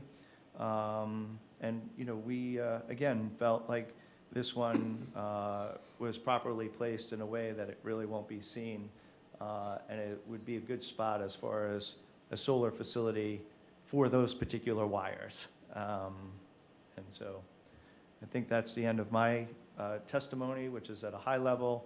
To the extent you have more detailed engineering-oriented questions, we have Rebecca Boots, who is our engineer, who, Rachel, that's pretty funny. There's a long-standing joke about that. I can't believe it was a slip on that, but anyway, leave that one alone. You're on record. So she will be able to answer those more detailed questions. So. I might be in more trouble than that guy who's on this Yeah. thing with our honeymoon. Do you guys have any questions, Mr. Piscotty? Thank you very much. How do you come up with the No, decommissioning plan? What was that? How did you come up with the decommissioning plan? Yeah, so there are, so most landlords, landowners, and counties, and et cetera, require decommissioning at this point. And so there's become a fairly well-engineered practice as far as, on a per-unit basis, this is how much it's going to cost, for X number of poles or to pull the panels off. So for things like panels, we look at it on a per-hour basis. And then for things like poles that you're pulling out of the ground, we tend to look at them on a per-pole basis. And so rely on basically the engineering standards that have been put together to come up with those estimates. So it's just based on the number of panels and poles you have out there? Yeah, exactly. And then for things like roads, it's based on a linear, not a linear, but a square footage. Fencing is based on a linear foot basis as far as the costs. And then we don't take into account into that initial estimate the salvage value. That's kind of excess that would be available to the extent, it's being removed. So Brian, are we having a third-party engineer go through the decommissioning plan to make sure it's adequate? And so, That's not in the immediate plans at this time. Perhaps on the board level, that may occur. we didn't put anything in the zoning about that? I thought we did. We were pretty That tight on falls. the Yeah. decommissioning as far as the bonds and those types of things. But then We the tend to cost- see that in the building permit stage. So after you get your approvals that this can actually happen, then what happens is we come to the building permit with the as-built, which, a lot of these plans right here are pretty accurate as far as this is where the panels, or generally speaking, are going to be located. Right. And then the building plans come in that says this is how much wire, this is how much pole, this is how much everything. And that's where we'll typically put that, the certified decommissioning plan in front of the building What you inspector. did put in your ordinance is that the bond must cover the decommissioning. And that has to meet the approval of the county attorney, the county administrator, and we also Right, okay. put in there the county treasurer as well. And they could require an Yes. engineer Well, to it's gonna review it have a at that time. That's decommissioning exactly right. plan before y'all even approve it. Yeah, Didn't we Yeah. also put in there that it has to be reviewed every 5 years or something like that too? yes. The Yeah. plan. And you also, and a lot of counties don't have this, but you all also put in there an annual review, an annual energy production report, and during that annual review, the liability insurance is also double-checked by staff, so, Just to make sure it's operating. yeah. So, You guys really put in state-of-the-art solar law. and just while, to put it out there, because I did this actually, I've been doing this with Rappahannock Solar, the one facility we do have, I walked through it last week with the contractor. He's done, he's ready to throw the switch now. So that's what I'm getting ready to discuss with the owner of that facility is, okay, let's set up that annual date now. So you throw the switch, say, on October 15th is kind of what they think they're going to do, October 15th, October 30th. So next October 15th, we'll sit down again, we'll go over the liability insurance, meet on the site, walk through the site, check on it. But I think you're very wise to keep an eye on the decommissioning, and I think generally, counties generally should keep an eye on that. Walking through this facility with Rap Solar, and this is a similar type of array, I'm like you, I've spent a lot of my life putting up fence and working on farms, and I thought, man, it's gonna be a real bear to take those things apart. That's not at all like Tom. Yeah, I looked, it's a bolt and a zip, and, well, I know, but the skepticism is there. Mine's based on having had to do that kind of work before, but it's not too difficult. The tracking for those arrays, I was interested to see, that's actually technically off-grid. It's a little module they bolt up there with its own panel, so it's, it does all come apart, but I think you're right. I think staff and the boss should keep an eye on the decommissioning plans. Right, and I know we're just looking at substantially conforming, pretty high level here. But I just want to make sure that, the county is gonna hire a third-party engineer to review all this and to keep us on track, to make sure that it's being done. Yeah, and I think it is applicable because I think it goes to character. It's not location, but it is the character of the project. If the Well, it's character of the just- project doesn't have a good decommissioning plan, Yeah, I mean, then- I trust these people, but it's just verify. Sure. Trust, but verify that, you know, it makes sense. The thing makes sense, the decommissioning plan makes sense, the bond makes sense. And that's why we put those, that team looks at it. And I think with the cost of that review by a third-party outside firm Yeah, I think, is carried by the developer. and I think what is being offered now is some But the review. support cost of from the review. Commonwealth where DMME will actually assist now with some of that review and some of the other agencies that are, of course, The DEQ has to review these now? DEQ, they don't necessarily look at these, I don't think, but what we do see the states doing, they look at, we're doing a landfill project in Charlottesville, and they have to review that. For this particular project, I don't think they're gonna have to review it unless it's going across wetlands or, other types of things. But what we are seeing is states at the highest level coming up and saying, hey, here's your decommissioning standards across the state. Right. And so you should be looking, it's $35 a megawatt, or 35 grand a megawatt decommissioning day one, escalating over a period of time. Right. And they'll give you guidance on things like that. That's what we're seeing emerging in other states. And I'm guessing DEQ would do that here too. Thank you. Thank you. Good question, no, good question. Okay, if we don't have anything more for the owners, I'd like to take this time to open up the public hearing portion of this meeting regarding the determination of substantial conformance with the comprehensive plan for Ellis and James Langford, care of Community Power Group, Mary Ball Solar.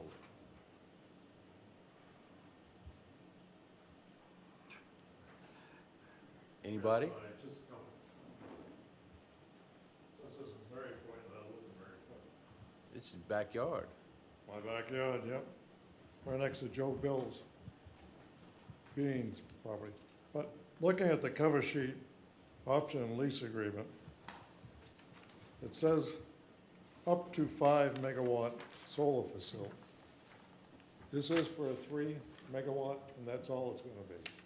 Yes, we had put in 5 originally because there was another 5 megawatt program with Dominion. Okay, But the parcel actually can't go to 5 megawatts, so we applied into the 3 megawatt program, and so that's all it can ever be. and on the same sheet, the decommissioning rent should be paid monthly and shall be equal to 1/48 of the annual operating rent. But you have no idea what the rent is, because half of it's redacted. You don't get any figures you could look at to do with it. So the decommissioning rent is just that we are responsible for paying rent. In addition to the decommissioning bond and the decommissioning costs, we have to pay the landowner decommissioning rent until it is off the property. And so, Okay. kind of a further incentive for us to get it off. Yeah, okay. Well, there's a couple of questions. Where it is and what they've done with it. I had one other question. You say about, it's a 34.5 kV line. How about, does that line include the property down at Whitestone?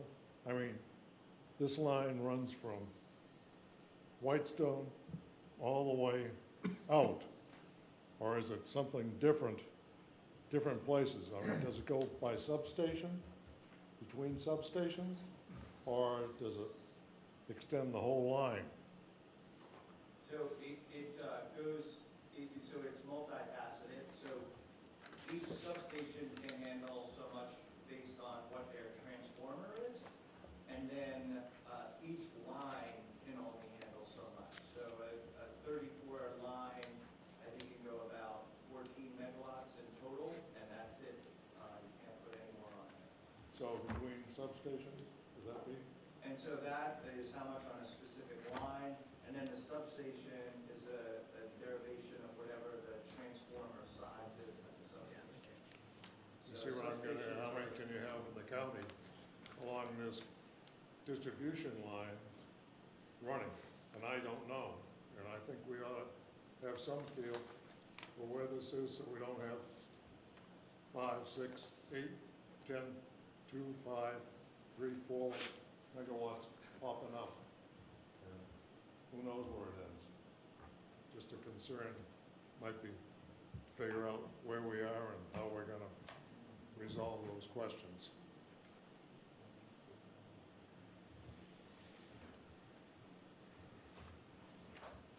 Yes.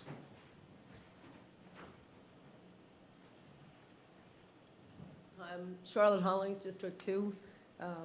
This might give us all the information we need. We live in at Level Fields, 1859 it was built, and I don't want to be a NIMBY. I really like the idea of solar power, but I was just sort of concerned of how this was going to affect the view of the house, and not so much from a personal point of view, because we're not going to be there forever, or somebody else is going to be there a little bit later. So this is the first I've been able to see this map, and I'm thinking that we're not going to be able to see anything, but that was our concern in coming here tonight. What are your thoughts? Well, it looks, you know, from what I can see here, because we have the fields right in front of us, and then there is this basically woods here and structure, and it's going to be behind that, and if it is a downward facing slope, I can't imagine that we're going to see anything from where we are. I thought the same thing. The wooded structure stays and the setback. What, just Yeah, to and then, clarify, what and is so that? this is all going to be kept as it is in Yeah. corn, soy, farmed. That's the standard. And that's your driveway right there? That's our driveway right there. Yeah. And what we got in the mail, it said it was 34 acres or something, over 100 and something, so we weren't sure which of the 30, which of the acres were going to be covered and Right there? where it was going to be. Okay. Yeah, it's 20, and it'll actually be smaller than 25. We put 25 to give us a little buffer within the permitting zone, but at the end of the day, it'll be about 20. Maybe even, it'll be about 20. But in the notes to you guys, we put 25 to kind of present worst case scenario, because we think it never go beyond that. But it'll be about 5 acres less than that. This is slightly oversized in this paper right here. Yes, if I'm looking at it from your perspective, the closest buffer is 250 feet, but when you're exiting your driveway, I don't see the exact measurements there, but that's got to be at least another 75, 100 feet back from, if I'm seeing your driveway correctly. You know, ours is right up at the top here, so. Yeah, so, Yeah, but I mean, you if see, that's all, you know, right now, all that is in, Land. but do you see right here what I was looking at? So this front portion, they have it noted at 250 feet. yeah. So when you come out here, Yeah, that's so got to be further at least, down. it's got to be at least, It's another 175. okay, so it's even more than it, yeah, Yeah, so. so it's 250 plus 110. And we kind of left those trees actually there and went to the other side because there were homes on that side. Right, and that's what we were just wondering, we hadn't Yeah. seen this, and so we didn't know Yeah. what the setback was going to be, and that was fine with it. Looking from the second story, which is a high second story, I was used to see not be able to see the solar panel. So talk about the downward slope, but looking from a higher view, a view across is always been, so I would propose that the part there on the left side of the drawing is that be cut further back, because there's also residences over on that side, like 6 houses. On one side of the property. My guess is from the drawing it's more than 25. No, that's something. No, that drawing is 20. It's actually a fenced area in this. Is 25.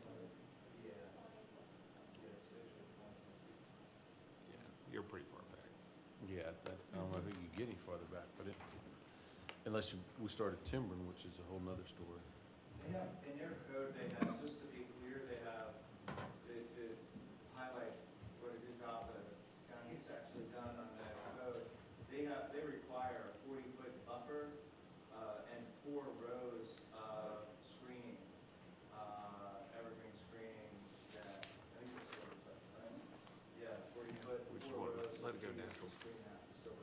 That's still in there, right? They can go natural. Should get tall enough though. Good point.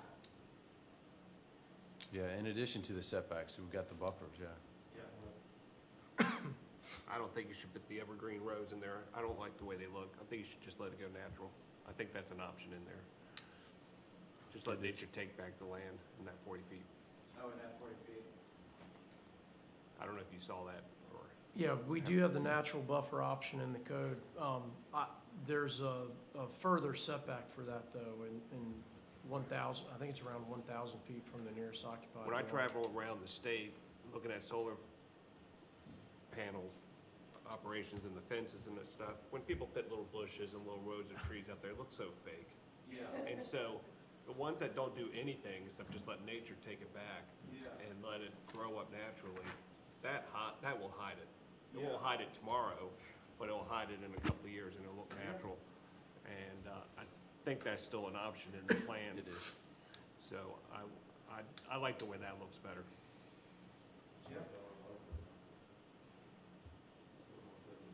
But that's my little pet peeve. I had a row of evergreen Christmas trees. That looks unnatural. I get it. Well, wax Lots of myrtle and those. bayberry are technically evergreen and they are acceptable. They're not Christmas tree looking, so you could do that. Thank you for your comments. Does anyone else have anything they'd like to add? Going, we're okay? Okay, I'll close the public hearing portion for this public hearing item. What do you guys think? I think it looks fine. This is the one, I mean, this is what we made it for. It's the right zoning, it's got the great setbacks, it's a perfect piece of property. I agree. Really low impact, you got VDOT next to you. And, you know, the setbacks are all there, I mean, what do you think, Tom? I'd make a motion that we recommend approval to the Board of Supervisors that the 25 megawatt solar facility on 105 acre parcel, tax map 1639, located off Route 3 Maryball Road, substantially conforms with the comprehensive plan pursuant to 15.2-2232 Code of Virginia. Thank you, Tom. We've got a motion on the table with a favorable recommendation. All in favor? Aye. Aye. Okay. Appreciate everyone's input very much.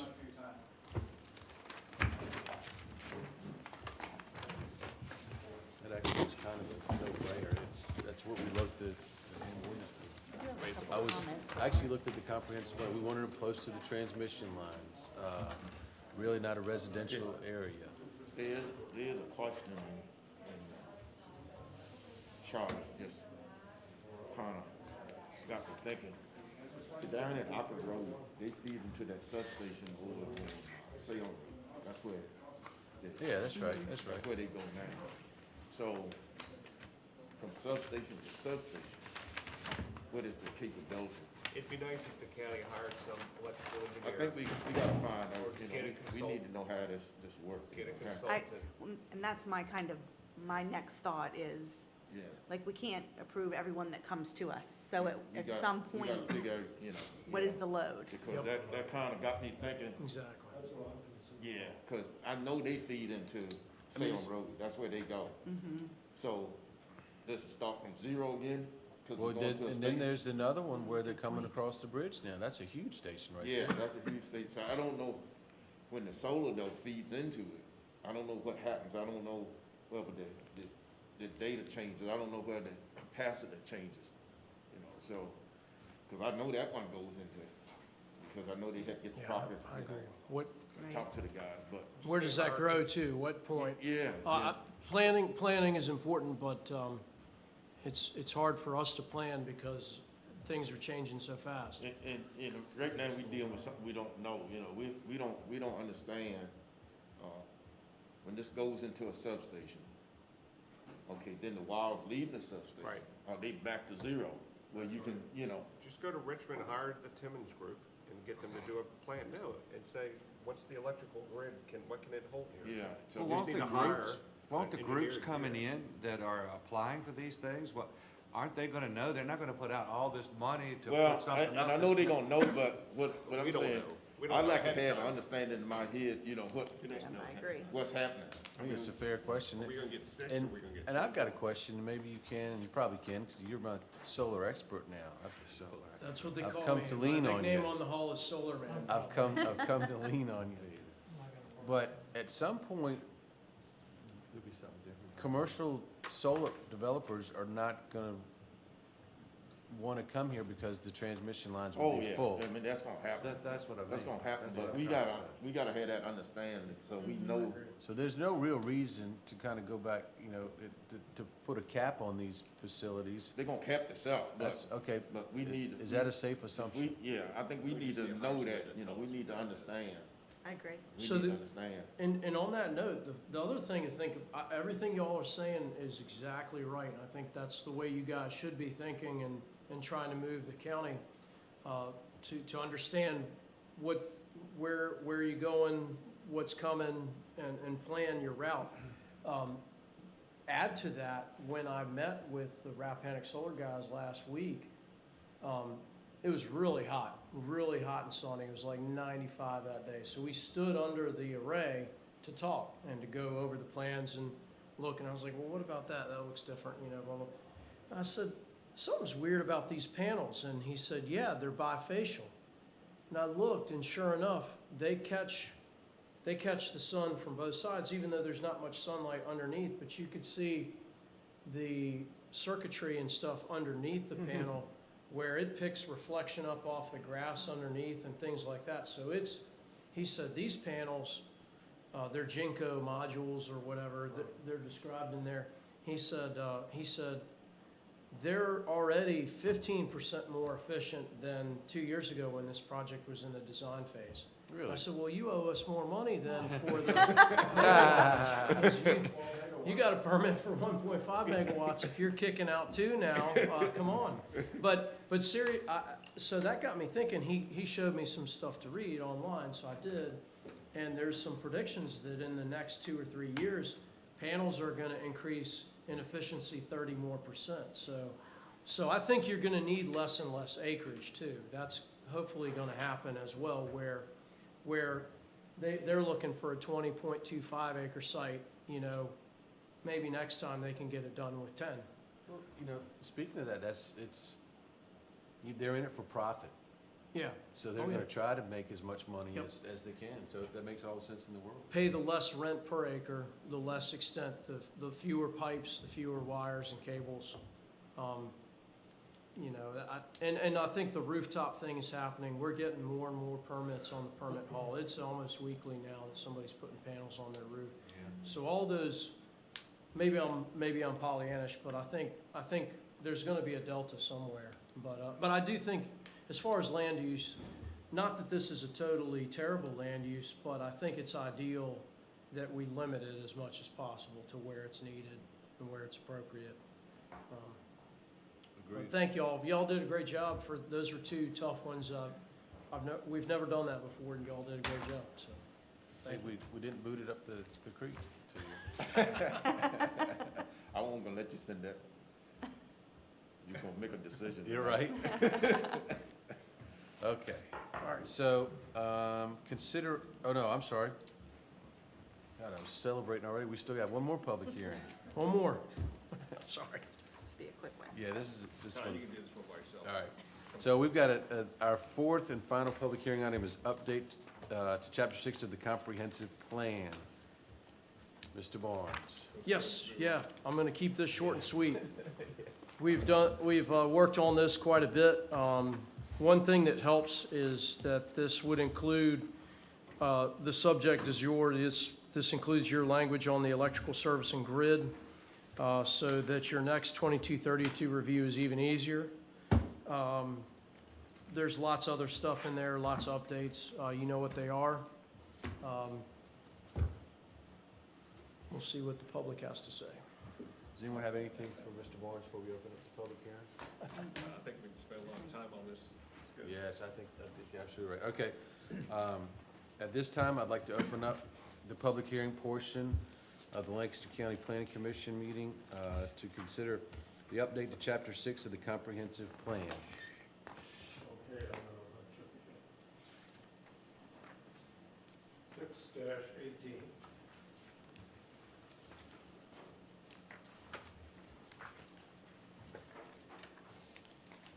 What page is that on? 6-18? 6-18. Sorry. It's been a long night. It has been a long night. Electrical service and grid. Second paragraph says there are 2 routes for electricity to be supplied to the county. One main is 115.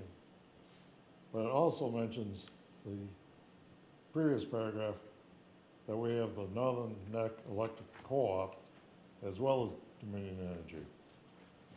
But it doesn't say anything further about the Northern Neck Electrical and their 35 kV line that runs down River Road. It's completely silent. We turn only to Dominion Energy and going down that line. And at the very last sentence of that second paragraph, the same transmission line meets the Rappahannock River just to the south of the North Bridge, where a project is now underway to place these lines under the river. I think we're at the point where the lines are under the river. We don't have to have that as a project. We probably should say, Yeah, just to the south of the Norris Bridge, or it crosses the Rappahannock River underwater southeast of Norris Bridge is the way I would phrase it. Yeah, just leave it at Norris Bridge. Huh? Yeah. We do that one. Okay. But the other sides, I wish we had more things about what close proximity means. That phrase drives me crazy. It's meaningless as far as I'm concerned. So, Because Tom- what means close proximity? That might be, And I had a thing from a supervisor one time that says, whatever the supervisors decide it means. It's like a near miss, right? Right? Bill? It's not you, you didn't say it. begin strike after Norris Bridge on 6-18. Okay. More definitive, so. Just stop it, period, Norris Bridge. The bridge wasn't even built when we started reviewing this chapter, so It feels like that. I'm just kidding. We got another. That was a good one, Brian. That was a good one. Yes. As, question for you, Charlie. I understood that that 115 kV line turns and Northern Neck Electric takes over supplying, so the statement would still be true that There are two different.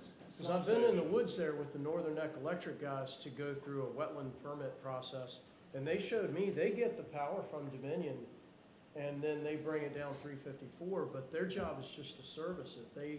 The juice still comes from Dominion. That's Am I It wrong? may be, but it's Okay. not on that 115 line. Well, it's fed by, separate. yeah, They've it's got- fed In by. fact, Waller, in his write-up initially, said about the 2 lines and marrying them together, so you have more than, what he has, 131, you get up somewhere around 180 or 190 Yeah. total megawatts to the lines going.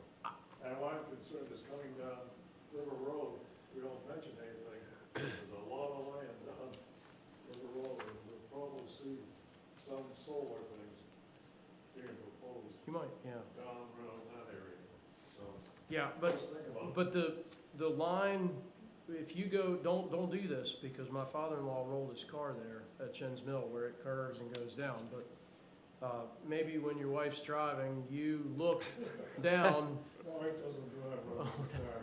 Go ahead. look down, and you'll see that line that goes down River Road, 354, comes into that main transmission line right about there. There's a substation out there. Yeah, but it's the same route. No, it's Same actually power. different transmission lines. Jim Mills goes up on the other side, and this one comes up and. The main power line coming down the spine of the neck, there's not 2 separate lines, one for Northern Neck Electric. Northern Neck Electric is getting their electron base from the Dominion main line. You know, but it's Connor line, and it splits, and it's got two different amounts. It doesn't drop it that way. You've got the Well, one. I just want to be specific. If y'all think that we should add a sentence, a blurb in there that it's separate, or is it not I necessary? mean, research it. Okay. It's just a comprehensive plan. I don't think it needs to be that exact. Okay. I mean, do you? I'm just, the only time, it probably wouldn't even come into play if you were looking at a smaller 15, 20 acre solar farm, say off of 354 somewhere. It's not probably gonna be material to your 2232 consideration. But I just wanna make sure. If you want to, it can be changed before it goes to the board, but. I don't think we need more detail, but we do say there are two routes, and then we only talk about one. So maybe Oh, it'd be okay. better I to got take that sentence out. Not say that there are two routes, just talk about the main transmission line. Yeah. Make it the main instead of one main. There you go. And then strike the North Bridge comments, like Tom said. Okay, strike after North Bridge, and then what did you say right before that? Take out the first sentence, there are two routes, and instead of one main, just put the main. The main power line. Yeah. Excellent. Perfect. Okay, that solves it. Yeah, great. Okay.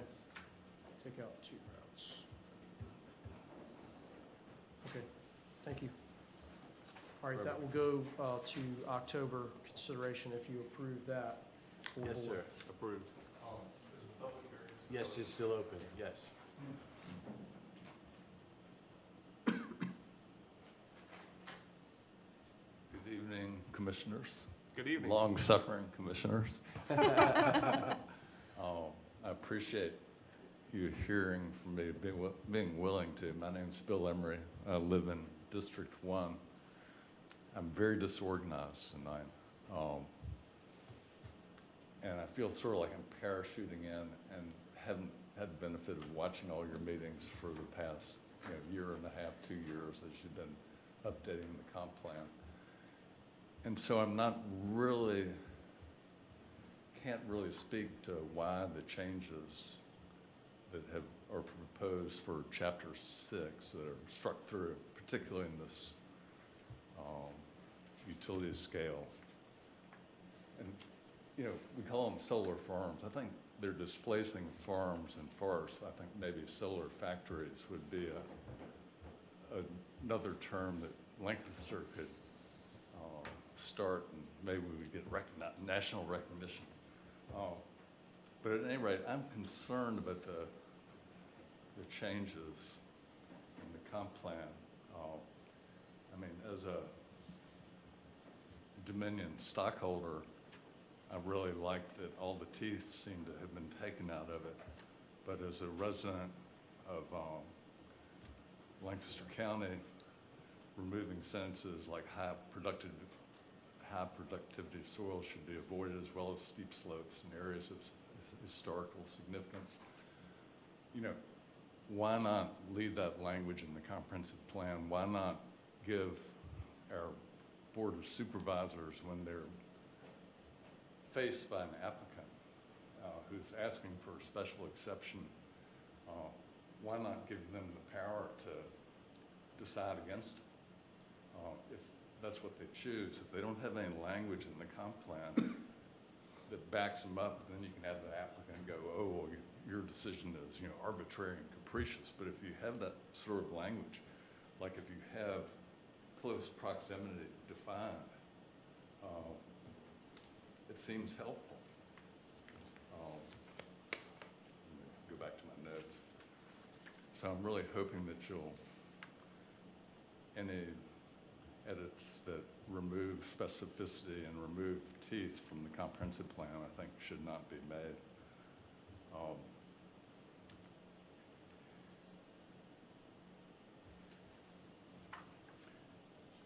We talked about the lines and that sooner or later there's going to be a natural cap. And I'm not aware whether Lancaster has some way of preventing Dominion from building more transmission lines. But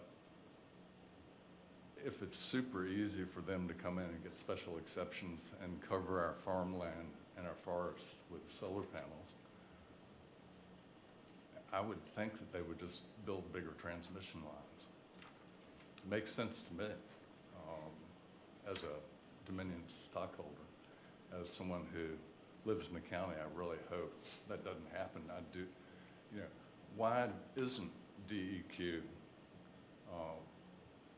know, in the special exception, you look at impacts, and, you know, we've talked tonight about location, character, and extent, but say with Dominion's project, if they remove, you know, 600,000 trees, and if 2 trees make enough oxygen for a family of 4, you know, where's the oxygen going to come from? You know, that's an impact.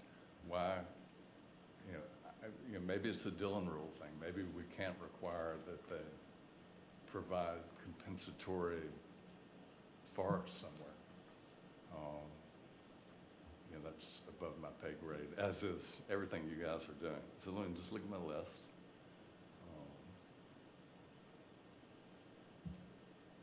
Yeah, these solar panels will not clean the air. They won't improve our water quality. They won't provide habitat. They will not help our people other than a few landholders. No, not landholders. I guess, what, $15 million? What's the revenue from the assessment? It just seems like that we really have sold our legacy for a bowl of soup. Anyway, thank you very much. Thank you, Mr. Emery. So you don't think solar panels clean the air? So would you rather more coal plants be built? Not as much as Would you want a coal plant? 2,000 acre forest. I mean, do you want? 2,000 acre forest, you know, Well, with coal cools the, like, you know, Brian was complaining about the No. temperature when he You was make up there good with those points. guys. But we're either, you know, we'll talk later about clean air and clean energy. It doesn't have to come up here, but I think I'd rather have solar panels than a coal plant. So I think that's the overall intent, is to replace renewable energy with fossil fuels. So, but anyhow, we can talk later. Well, one of the things you all might want to keep in mind too, if I got 500 acres of farmland, forest, and I decide to cut it, are you all gonna tell me I can't cut my trees? Nope. We can't. So, you know, you gotta think about the whole gamut of things there, because we've been having loggers timbering in Langston County and cutting stuff that I didn't think they'd be cutting, you know, forests and stuff like that, but nobody has really come before us and said, hey, y'all gotta put a stop to them cutting the forest down, because we're not gonna have any quality air. But so it's a lot of things, you know, we need to think about when we start, you know, changing things and doing. I think, you know, I think we did a good job on this myself. And something else you said just a second ago hit me too, that it made it sound like Dominion or whoever's gonna come in and change power lines to get more, and gonna put up more solar farm after solar farm or solar farm. Even though everything that came before us tonight was true and correct and conformed to everything we've come up with, we still went through a process to approve it, to send it up to you to make a decision. I don't think we're just gonna, it's not gonna be rubber stamps, what I'm trying to say. No. They're not just gonna come in and start putting solar farms every block or every other mile. I don't think that's gonna happen. What was the good point about removing these steep slopes provision? What was our thinking on that? Do we recall? That's on page 16-19. I think our thinking was that kind of restriction should have been in our the program for them to follow, as opposed to the comprehensive plan. The comprehensive plan is not intended as a regulatory document. Right. Okay. And see, just because it's not here, don't mean when it gets to us that we can't look at this and say, hey, this is not suitable. You know, this is not a suitable piece of land. It's gonna be too much runoff going in, you know, and stuff like that. So just because something is not here, don't mean that Not we considering. can't do it, so. Anybody else have anything else for the public? I just offer that we're gonna see Dominion Energy upgrading its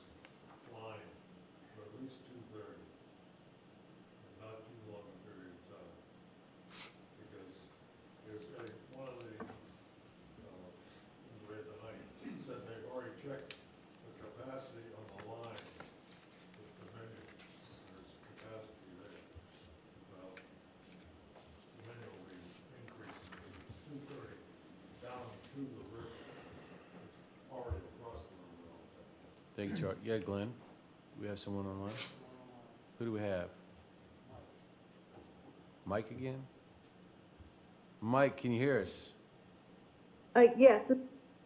Yeah, this is Sheila Kern. Can you hear me? Yes, we can. You came up as Mike. Sorry about Hello? that, Sheila. Oh, very good. Yeah, that's just the way we put it on. Sorry about that. He's here. A couple things, just from what you just discussed about the steep sandy soil. I think we do have that somewhere in the comprehensive plan about subdivision development to avoid that. And in chapter 4, there's a map of the steep sandy soil within the document itself. But I wanted to talk about section L, the electrical service and grid. In paragraph 4, it talks about a robust plan for protecting the air, soil, and water. It talks about during construction and also during decommission. It doesn't mention during operation. And that's a 30 or 40-year period where I think that should be included there.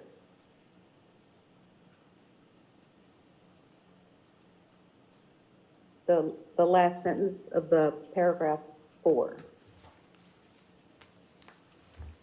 I don't have a problem adding operation. I mean, Okay. I think that's what it's intended for. And it talks about, it talks about the beginning and the end, but not the middle. Yeah, good point. Yeah, that's a good point. On the, earlier in that paragraph, it talks about local energy revenue. I'm glad Brian brought up the point about generating more megawatts and greater revenue to the county. The developers are making a lot of promises about payments to the county via siting agreements and also the revenue share program. And then it will be the operators who are responsible for making those payments. But the actual cash flow, you follow the cash. I'm 30 years in banking and underwrote these deals. It's the actual power purchase agreement that's generating the cash flow.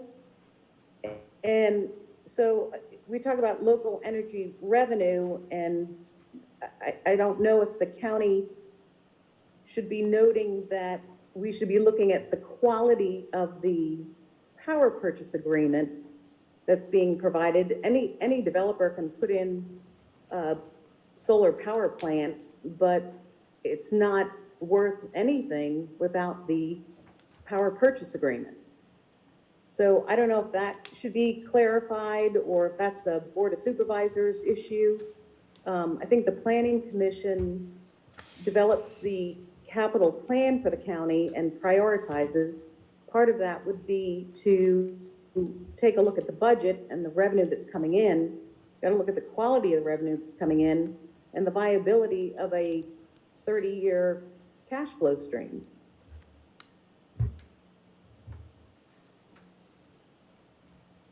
Okay, I think it's getting a little bit above our pay grade on that one, so. Yours too?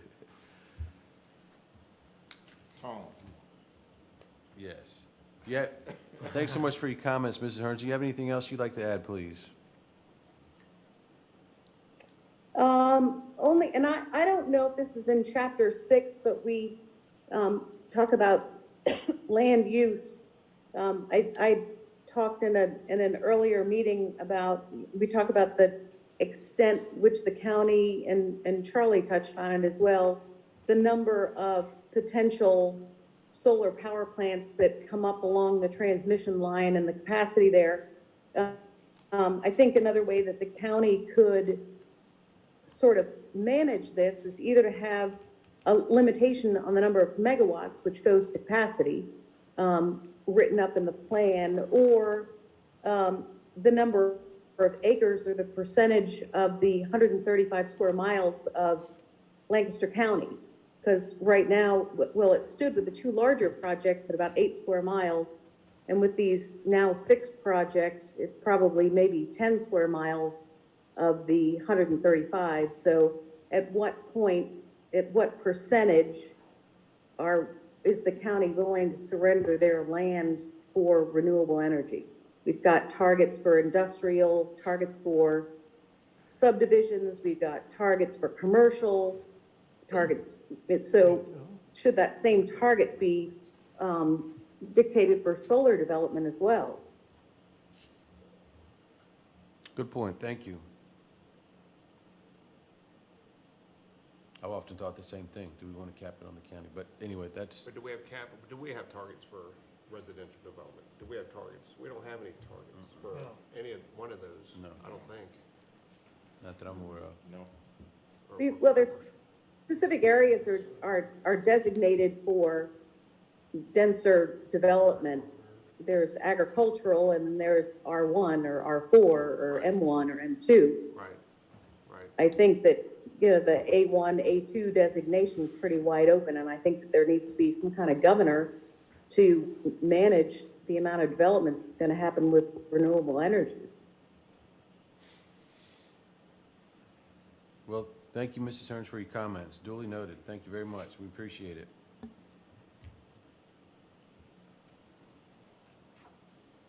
Glenn, is there anyone else online? We're all good? Okay. We'll take this time to close the public hearing session of this meeting. So we got a couple of good points to it. Brian, one was to acknowledge that the power lines are in fact under the river, so we can strike that.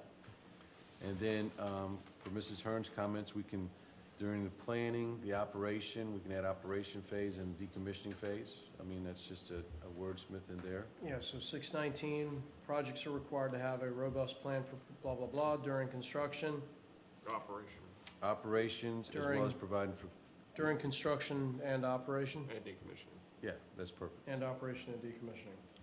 And I just want to make sure I've got it right, and decommissioning, okay? Anything else you guys want to add to it?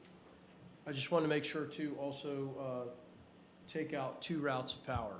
Yes, I'm sorry, yes. Yeah, okay, I got three edits, okay.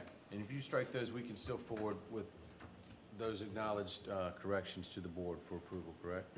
All right, and you guys remember my thing that I want to do, edit this next week, email it to you guys. If you don't feel like responding, that's fine, but if you have a comment, let me know, or if I'm making a mistake, or if I make a typo, let me know.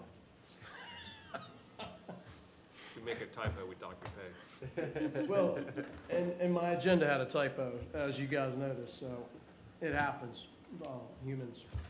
I will edit those 3 things and let y'all see them before they go to the ad for October's boss hearing. That's fine, but Okay. in the interim, we can still make a recommendation to forward this Chapter 6 comprehensive plan to the board as presented with the 3 proposed recommendations. All in favor? Aye. Thank you. Sorry, I figured Okay. I'd get it out of there. Okay, moving right along, item number 5, consideration items, meeting schedule for November and December. Yeah, so, we got a thing. Got a thing. As you guys see on there, this year, the days of the week are odd with the months. Veterans Day were closed, so, the boss hearing is on the 18th to get away from Turkey Day, so that takes y'all's night. So if you wanted to move up a week, you can't because Veterans Day has you closed. The question I'm posing to you for your consideration is, do you want to strike November altogether? You're allowed to skip a month. The code says you have to have a meeting every 60 days. With that said, are we married? We're not married to a Thursday. That's true too, so that's. My thoughts were, we put something on the calendar for November. We can't skip a month. No, we're skipping December, Okay. for sure. The whole month? This is We what I've never heard to meet you. in December, ever.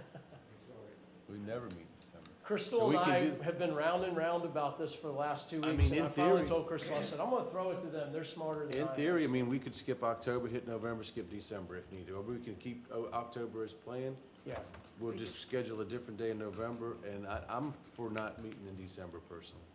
okay, you never traditionally have, you've never No, met. we in have Dec- never met in December.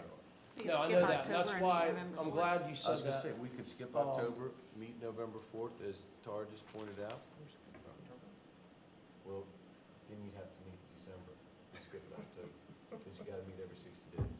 Okay, I don't have anything on your, queued up for you for October, so that might work. If you want to take a bye on October, meet in November, and then Well, do skip. we have a big schedule? Because I'm not, okay. You don't have anything teed up. I make a pocket for your next 2 months' meetings, and I'll stick something in there if I think it's coming up for October. There's nothing in October. We could bring up chapter 7, but you could do that in November. And then by then, I might have something else for you to look at, so. Brian, November 4th to our regularly scheduled meeting in January is going to be more than 60 days. Is that That's a going to be problem, too. Yeah, so we have to hit middle of November. Yeah, I mean, I'm fine either days with enough notice. Glad we have a teacher with us, because today I had to, Do the I math. did figure if you wanted to do October's meeting to the December that'd be the- 16th was 56 days. I did All figure right, so that if we out. go for the one, Took me a while. so the 7th would be the first Thursday in January, 14th and 21st. So if we met on our normal third We'd have to meet like Thursday. November 17th. or 23rd or 24th. Yeah, we're not, 23rd to 24th would keep us within the 60 days for our, and we get back on track for our third Thursday. well, I'm out on the 20, I mean, that's the day before Thanksgiving. That's- I don't okay. think. Fair enough. Yeah, if you, what about a the Tuesday 22nd? night? What about a Monday? 22nd? Is that bad? You won't be here? Nobody wants to do a Friday. No. Tara, what is November 16th, that Tuesday? What does that do to your interval before the January regular scheduled meeting? I mean, I think it's off by 2 days, Uh, right? 1, 2, 3, 4, 5, 6, 7, 8, 9 times 7 is 60. It's off by 3, 63 days. I didn't bring my lawyer with me to tell me what happens if you're 2 days out. I don't I can think do the 22nd. that's a huge deal. Monday the 22nd? What do you guys, I mean, that keeps us Fine in with me. compliance, and we can get back on to the January the 3rd Thursday. What do y'all think of that? You want, yeah, yeah. Crystal's the only one that, What about you, Glenn? Glenn's an important pivotal. yes. 22nd. Are you gonna be gone the week of Thanksgiving? Okay. I didn't know if you were going to New York So for are we the gonna meet parade. in October then? Okay. Yeah. 'Cause We'll just, yeah. At this Okay. point, unless something comes up, we will not have a meeting in October. We'll meet November 22nd at the normal, well, if we're doing it, I mean, can we meet a little earlier? Yeah, 6 PM? 6 PM, y'all good with that? Oh, yeah. Yeah. me. Is that okay with you? It's fine with me. I stay here anyway after work, I so. mean, these 9 o'clock, I mean, I'm getting bags under my eyes for these late meetings we're staying here. Sorry. Thank you all so much for, I'm sorry about tonight. All right, so, yeah, so, do we make a motion, or we don't have to make a motion? You don't have to. I mean, that's up to you. All right, so at this point, we won't have a meeting in October, if something comes up, and we'll have plenty of notice for 6 This was o'clock meeting on complicated the enough. I 22nd. didn't want to do it and just thrust it on you guys, so. Yeah, I'm glad and then y'all- Toy and Glendon will have enough notice too that they'll be able to do it. Okay, And that keeps us, we'll be able to go back to You gonna do July. it at 6 o'clock? 6 o'clock. 6 o'clock. All right, let me make a note of that. I'll forget. Can we have a Google invite? Can we have a Google invite? Hopefully, that's a short work week for everyone anyway, so that'll be nice. Okay. Yeah, exactly. All right, thank you all so much. All right. I appreciate your help tonight. Thank you. Is any other business we need to talk about? Is, you guys need to bring up? Ryan, we good? Mr. Good. Lee? Yeah. Glenn, thank you very much. Crystal, thank you as always. I'll see you. Thank you guys as much as always. Brian? Thank you, and we'll see y'all on November 22nd at 6 p.m. Wow, hope to see you before then. Close.